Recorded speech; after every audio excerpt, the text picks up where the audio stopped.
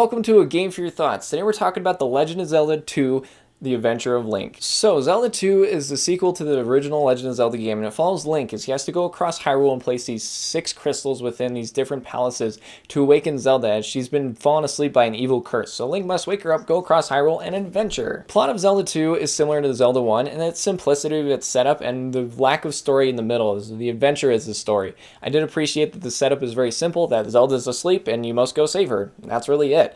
There's really nothing that happens in between, and there's the ending of the game, which I won't spoil, but I'm sure you can see where it goes. This really helps actually keep the goal in mind, and every time you lose your lives, you put in front of Zelda, so you kind of don't forget about her, and it is nice that you just never really forget what the goal is. While it feels similar to Zelda 1 in formula, I did appreciate that Ganon was not specifically involved. If you do lose all your lives, Ganon returns and Hyrule's finished, but I did like that Ganon wasn't the main bad guy of the story, and there really isn't a bad guy. It's just Zelda is asleep and you gotta wake her up. I mean, there is someone who put a curse on her, but that's besides the point. I just liked that Ganon didn't come back, because then it'd make it seem like the first game was not for anything. As for the gameplay, I'm sure we all know that Zelda 2 is kind of the black sheep of the series. It's a very different experience that really sets it apart, and it's kind of weird because I do appreciate that they took a unique and different step, especially with how successful and awesome the original Legend of Zelda game. The fact that they took that and did something completely different, I highly respect. Unfortunately, it didn't work out totally perfect. Honestly, this game has really good potential to be something awesome and interesting,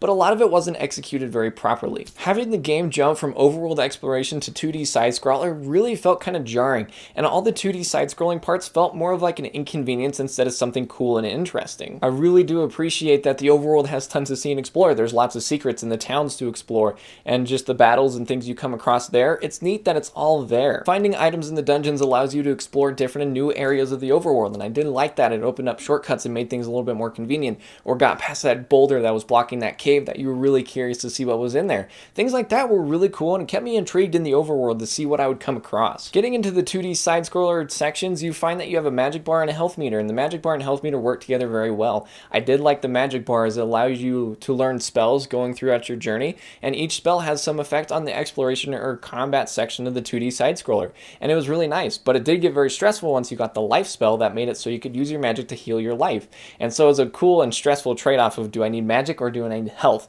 and it was fun to balance that. Honestly, a lot of this wouldn't be so bad if the enemies and the combat itself weren't so lame. Fighting foes in this game can either be fun, stressful, or terrible, and most of the time it ends up being stressful or terrible. I'm looking at you, Iron Knuckles. While most of their moves can be telegraphed and you can see what's happening, they block most of your attacks and just make it so you're just constantly bashing swords. It does make it seem like an epic battle, but for gameplay, it's really boring and not that exciting. And I'll tell you now, if you do the jump attack on the Iron Knuckles, it'll speed up those battles by so much more. At first, I was just sitting there trying to hit them and duck between their sword hits and their shield, and it was frustrating and stupid until one time I randomly did the jump attack and they couldn't block it. I thought that was like the coolest thing ever. So yeah, there you go. That'll help you out. The bosses you come across in each of the dungeons are actually pretty awesome. I felt like they were all very unique and really stood out against all the other enemies of the game. And it was great just to not have an Iron Knuckle battle until one of the bosses turns into an Iron Knuckle fight. I think the most important thing to note is that a lot of the enemies are actually very well designed. Their ideas and the way that they mechanically function are smart. It makes sense. I like that the Iron Knuckles show you which height that they're going to attack from, and it's cool to be able to see that and be like, oh, I got to know if I got to duck or not. I do appreciate that, but actually fighting them is not as clean as it sounds on paper. On a mechanical level, these enemies make sense, but the execution is poor. Having fish that randomly jump out of the bottom of the screen and hit you sucks.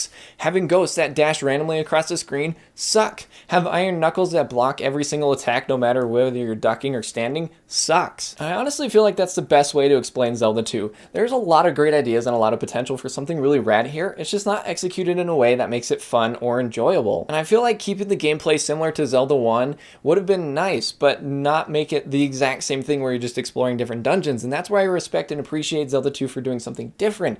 Though I wish they would have kept the gameplay similar to Zelda 1, kept the magic meter, and done a lot of different things with the gameplay of Zelda 1 to make it interesting instead of completely changing it, because I feel like they took a risk and it didn't pay off. I will absolutely say when this game is fun, it's absolutely great, and I had a really good time with it. When it's mediocre to bad, it's really mediocre or bad, which ends up being about 50% of the time, which makes this a very toss-up good and bad game. I will say for the visuals as well, they didn't age as well as Zelda 1. Zelda 1 has this nice charm that it's still fun to go back and visit, but you come to Zelda 2 and it just is kind of off-putting and not as charming. It is definitely very dated. One thing I must fully praise is Koji Kondo's amazing soundtrack. He never fails to do something amazing with the Zelda franchise, and Zelda 2 is no exception.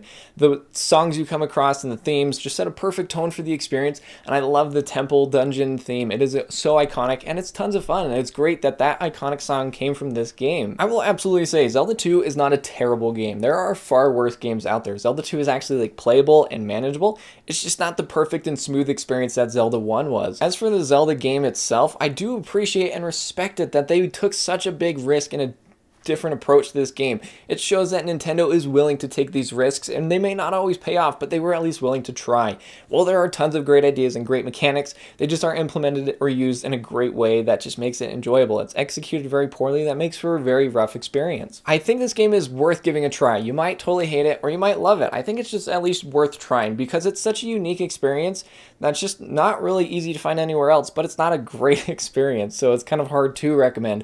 But it's so available on the Switch platform that allows for save states and rewinds that it makes the whole experience as a whole a little bit more manageable. As for myself, I really don't see myself coming back to Zelda 2 anytime soon. It was a rough experience that I'm kind of glad I was over with, but part of me thinks back and was like, maybe it's worth giving another try because when it was fun, I had a great time. Though for right now, I think I just need to take a step back from Zelda 2 and maybe go play something else. But that's not to say I won't ever play it ever again. I think I see myself playing it sometime in the future, just not anytime soon. Hey, this is a very special video as this is the 35th year anniversary of the Legend of Zelda series. So I'm taking this year to review every single Zelda game. I've previously reviewed Wind Waker, Twilight Princess, Link's Awakening Remake and Classic, and Majora's Mask, and the original Legend of Zelda. So, with all that in mind, I have plenty more games to review. With this, counting this video, I still have Ocarina of Time, Oracle of Ages and Seasons, Minish Cap, Phantom Hourglass, Spirit Tracks, Skyward Sword, A Link Between Worlds, and Breath of the Wild. So there's still lots to do. As you can tell, I'm not doing spin-off games, so don't look for any of those here. That might just be later for fun. But for right now, every month, around the 21st, I will be releasing a Zelda review video, so keep an eye out for those. So that's my review for Zelda 2. Let me know down in the comments what you think about this game. And if you want to hit like, subscribe, and the bell to get notified every time I post a new video, that would be awesome. And if you want to see more of me over on Twitch, at twitch.tv/agameforyourthoughts. I'm streaming there all the time, and I would love to see you there. Thanks again for watching the video. Don't forget that the key to success is succeeding, and we'll see you guys next time on A Game for Your Thoughts.